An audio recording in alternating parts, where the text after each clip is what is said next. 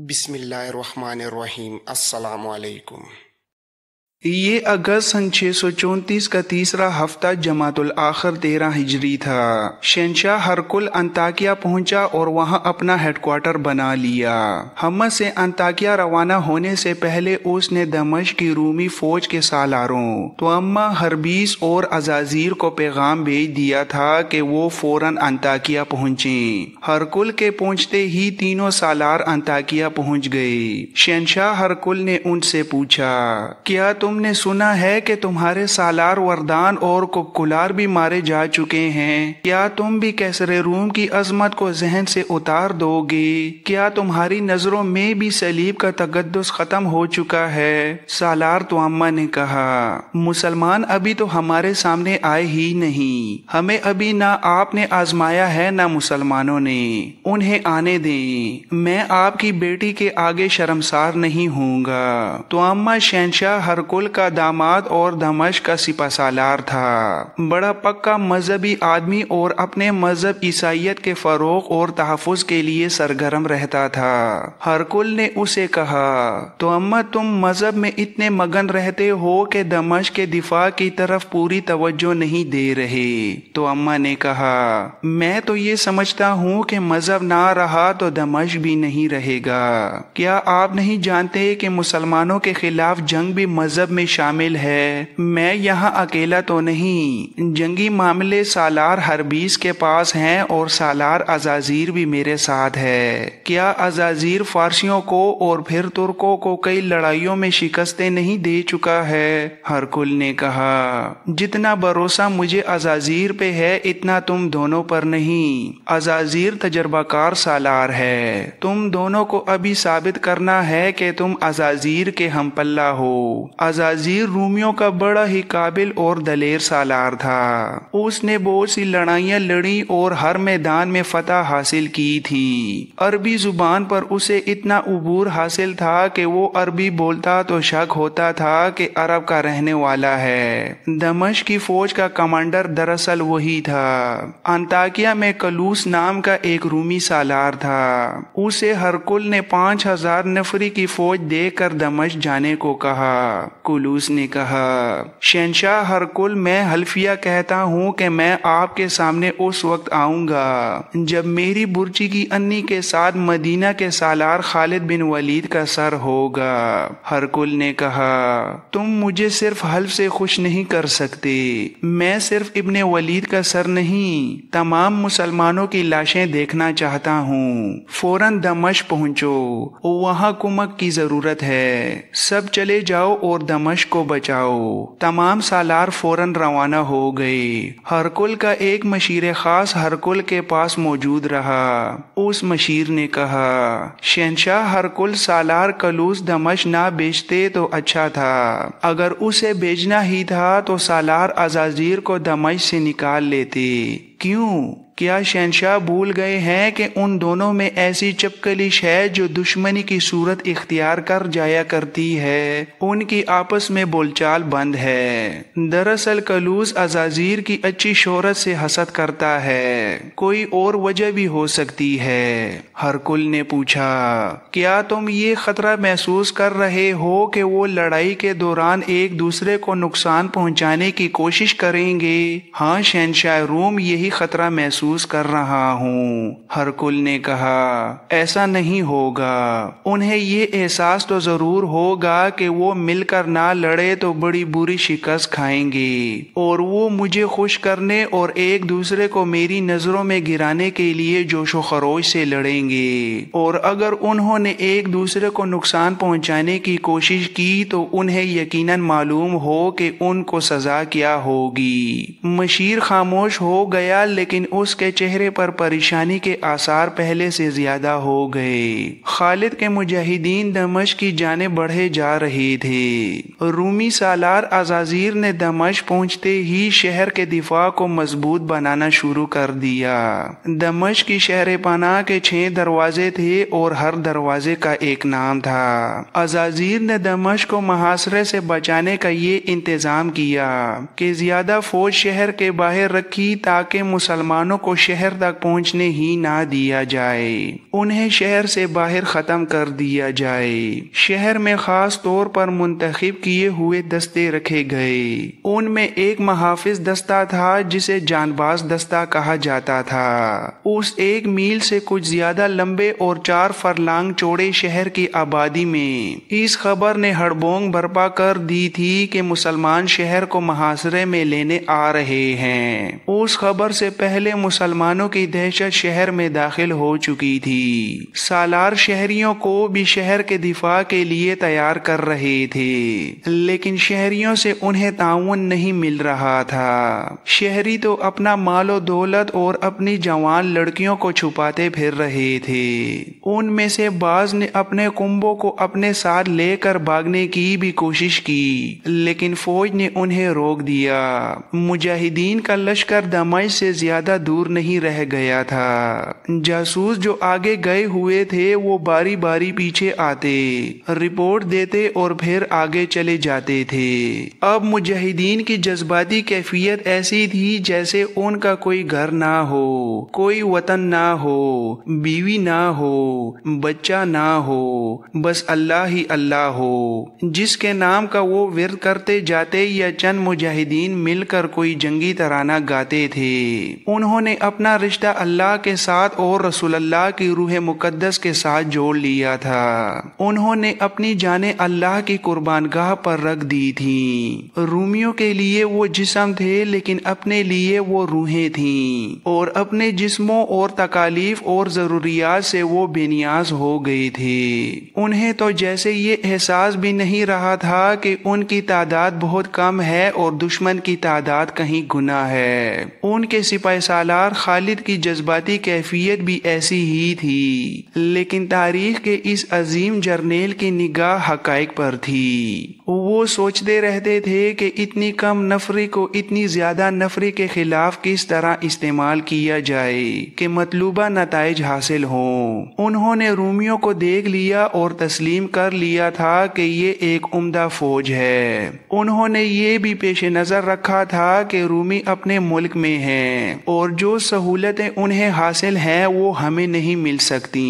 शिकस्त की सूरत में मुसलमानों के लिए वहाँ कोई पनाह नहीं थी। इस सूरत में उन्हें कैद या कत्ल होना था। इन अहवाल व कवाइफ के पेश नजर खालिद ने अपनी फौज में कुछ तब्दीलियां की थीं। एक तो उन्होंने जासूसी के इंतजामात और जराए को पहले से बेहतर बनाकर उन्हें मुनज़्ज़म कर दिया।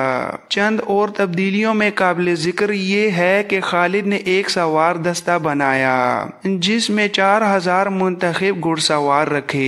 ये तेज रफ्तार और मुतहर्रिक दस्ता था। उसे तलीहा कहते थे।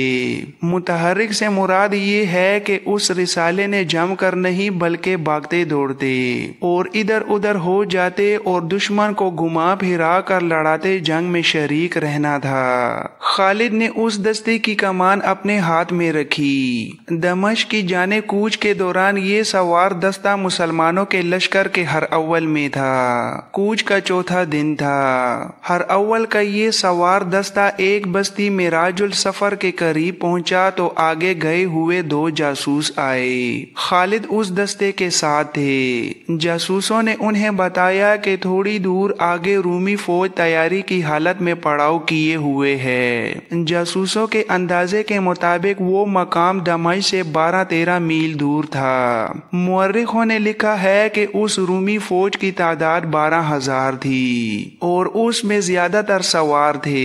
उसके 2 सालार थे, एक अजाजीर और दूसरा कलूस। ये वही सालार थे जिनकी आपस में दुश्मनी थी। उन्हें दमिश्क के सिपा सालार तुअम्मा ने इस मंसूबे के तहत भेजा था कि मुसलमानों के लश्कर को दमिश्क तक ना पहुंचने दिया जाए। अगर उसे तबाह ना किया जा सके तो इतना कमजोर कर दिया जाए कि वापस चला जाए। अगर ये भी ना हो सके तो इतनी सी कामयाबी हर कीमत पर हासिल حاصل کی جائے کہ مسلمانوں کو زیادہ سے زیادہ دن دمشق سے دور رکھا جائے تاکہ دمشق کے دفاع کے لیے مزید دستے وہاں پہنچائے جا سکیں اور شہر میں اتنی خوراک پہنچا کر جمع کی جا سکے کہ محاصرہ طول پکڑ جائے تو شہر میں قحط کی صورت پیدا نہ ہو۔ خالد کے لیے یہ مسئلہ پیدا ہو گیا کہ ان کے ساتھ ہر اول کا صرف یہ سوار دستہ تھا جس کی نفری 4000 تھی، باقی لشکر ابھی بہت دور تھا۔ ہر اول کی رفتار تیز تھی۔ دشمن کی موجودگی کی اطلاع پر خالد نے رفتار سست کر دی۔ اس کا ایک مقصد تو یہ تھا کہ پورا لشکر آ جائے اور دوسرا یہ کہ دشمن کے قریب شام کو پہنچے تاکہ رات کو آرام کیا جا سکے اور صبح لڑائی شروع کی جائے۔ اگر جاسوس آگے گئے ہوئے نہ ہوتے تو خالد لا علمی میں 4000 سواروں کے ساتھ دشمن کے سامنے جا پہنچتے، پھر صورتحال ان کے حق میں نہ رہتی۔ رومیوں کے اس 12000 لشکر نے بڑی اچھی جگہ پڑاؤ ڈالا ہوا تھا۔ وہاں ایک وادی تھی جس میں گھنے درخت تھے اور ایک پہاڑی تھی۔ رومی اس پہاڑی کے سامنے اور وادی کے منہ میں تھے۔ انہوں نے لڑائی کے لیے یہ جگہ منتخب کی تھی جو ان کو کئی جنگی فائدے دے سکتی تھی۔ مسلمان اس پھندے میں آ سکتے تھے۔ خالد نے اپنی رفتار ایسی رکھی کہ سورج غروب ہونے سے ذرا پہلے دشمن کے سامنے پہنچے۔ دشمن سے ان کا فاصلہ 1 میل کے لگ بھگ تھا۔ خالد نے اپنے دستے کو روک لیا اور وہیں پڑاؤ کرنے کو کہا۔ سورج غروب ہو گیا، اس لیے یہ خطرہ نہ رہا کہ دشمن حملہ کر دے گا۔ جمادی الثانی 13 ہجری کے چاند کی 18ویں تاریخ تھی۔ آدھی رات کو چاندنی بڑی صاف تھی۔ خالد پاپیادہ آگے چلے گئے۔ رومیوں کے سوار گشتی سنتری گشت پر تھے۔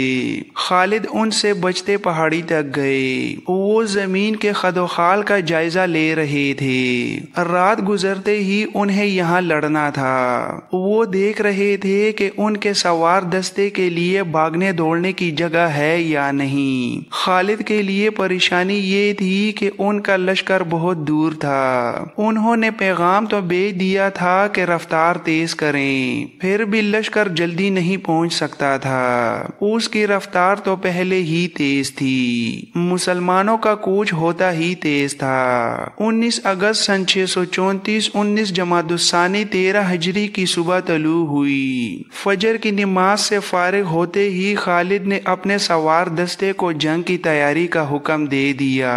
رومی بھی تیاری میں آ گئے۔ خالد نے رومیوں کی ترتیب دیکھی تو انہیں شک ہوا کہ رومی حملے میں پہل نہیں کرنا چاہتے۔ خالد بھی پہل کرنے کی پوزیشن میں نہیں تھے۔ انہیں اتنا وقت درکار تھا کہ باقی لشکر پہنچ جائے۔ خالد نے رومیوں کا ارادہ معلوم کرنے کے لیے اپنے سوار دستے کے ایک حصے کو حملہ کر کے پیچھے یا دائیں بائیں نکل جانے کا حکم دیا۔ تقریباً 1000 گھوڑے سمندری طوفان کی موجوں کی طرح گئے۔ رومیوں نے حملہ روکنے کی بجائے یہ حرکت کی کہ پیچھے ہٹنے لگے۔ مسلمان سوار اس خیال سے آگے نہ گئے کہ دشمن گھیرے میں لے لے گا۔ ویسے بھی انہیں آمنے سامنے کی لڑائی نہیں لڑنی تھی۔ وہ جس رفتار سے گئے تھے اسی رفتار سے گھوڑے مڑتے ہوئے دور کا چکر کاٹ کر آ گئے۔ چند ایک سالار خالد کے ساتھ تھے۔ سب کو توقع تھی کہ اب رومی حملے کے لیے آئیں گے۔ ان کی فوج 3 گنا تھی مگر انہوں نے کوئی جوابی حرکت نہیں کی۔ خالد نے اپنے سالاروں سے کہا، خدا کی قسم رومی کچھ اور چاہتے ہیں۔ یہ ہمارے ساتھ کھیلنا چاہتے ہیں اور میں اپنے لشکر کے انتظار میں ہوں۔ سالار زرار بن الازور نے کہا، ان کے ساتھ کھیلو ابن ولید، یہ لڑنا نہیں چاہتے، ہمارا راستہ روکنا چاہتے ہیں۔ خالد نے کہا، اور انہیں شاید معلوم نہیں کہ ہمارا لشکر ابھی دور ہے۔ سالار شرجیل نے کہا، یہ بھی سوچ ابن ولید، کیا یہ چوکس نہیں کہ ہمارا لشکر شاید کسی اور طرف سے ان پر حملہ کر دے گا؟ خالد نے کہا، میں ان کا کا دھیان پھیر دیتا ہوں۔ رومیوں کی توجہ اپنی طرف کرنے کے لیے خالد نے یہ طریقہ اختیار کیا کہ دشمن کو انفرادی مقابلوں کے لیے للکارا۔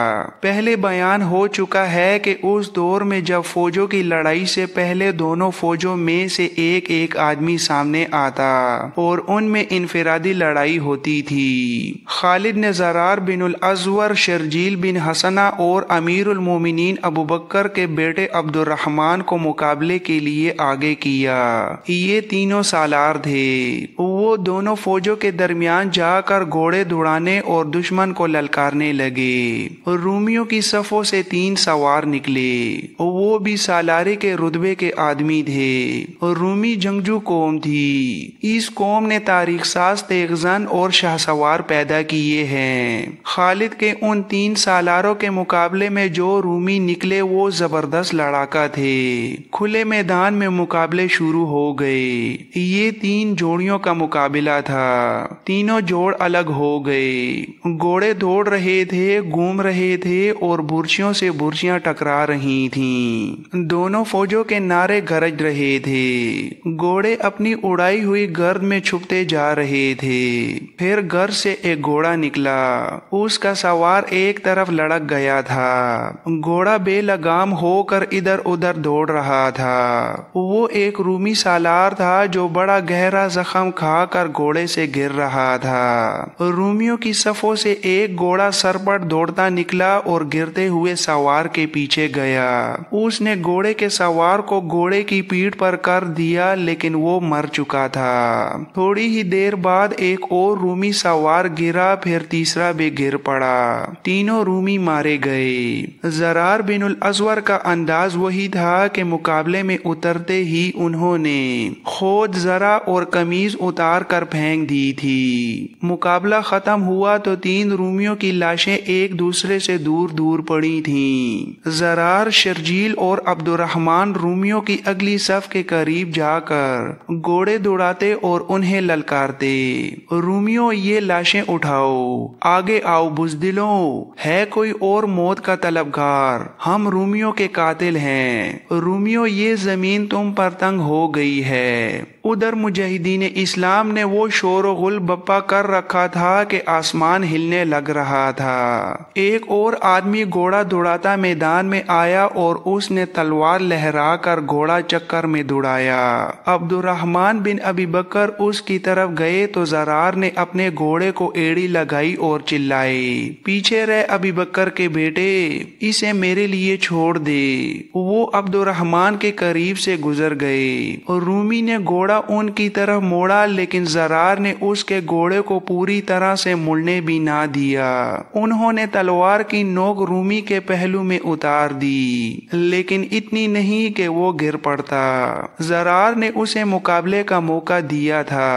اس نے مقابلہ کیا لیکن اس کا دم خم پہلے زخم سے ہی ختم ہو چکا تھا۔ زرار اس کے ساتھ کھیلتے رہے۔ آخر ایسا بھرپور وار کیا کہ وہ گھوڑے پر دھورا ہوا اور پھر لڑک کے نیچے آ پڑا۔ مدینہ کے ان 3 سالاروں کے مقابلے میں چند اور رومی آئے اور مارے گئے۔ زرار، شرجیل اور عبد الرحمن نے صرف یہی نہیں کیا بلکہ رومیوں کی اگلی صف کے قریب جا کر گھوڑے دوڑاتے اور انہیں للکارتے تھے، بلکہ کوئی رومی صف سے آگے ہو کر ان کی تنزیہ للکار کا جواب دیتا تو وہ ان تینوں میں سے جس کے سامنے ہوتا اسے برچی یا تلوار سے ختم کر دیتا۔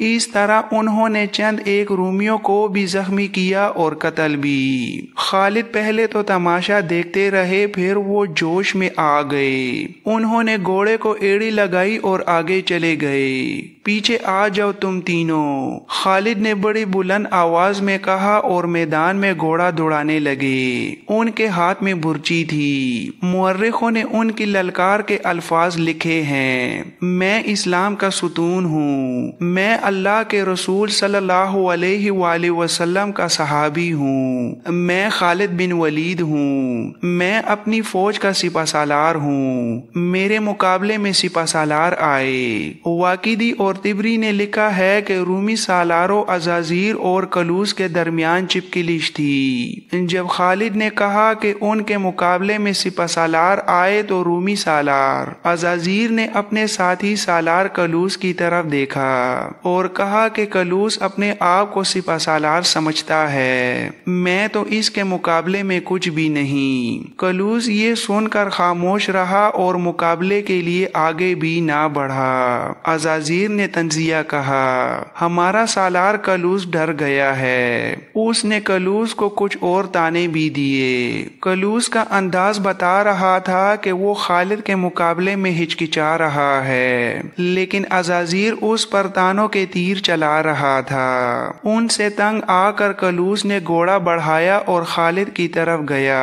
4 مورخوں نے متفقہ طور پر بیان کیا ہے کہ خالد کے ہاتھ میں برچی تھی۔ کلوس ان کی طرف آیا تو اس کا انداز حملے والا نہیں تھا اور اس نے خالد کو کچھ ایسا اشارہ کیا تھا جیسے کوئی بات کرنا چاہتا ہو۔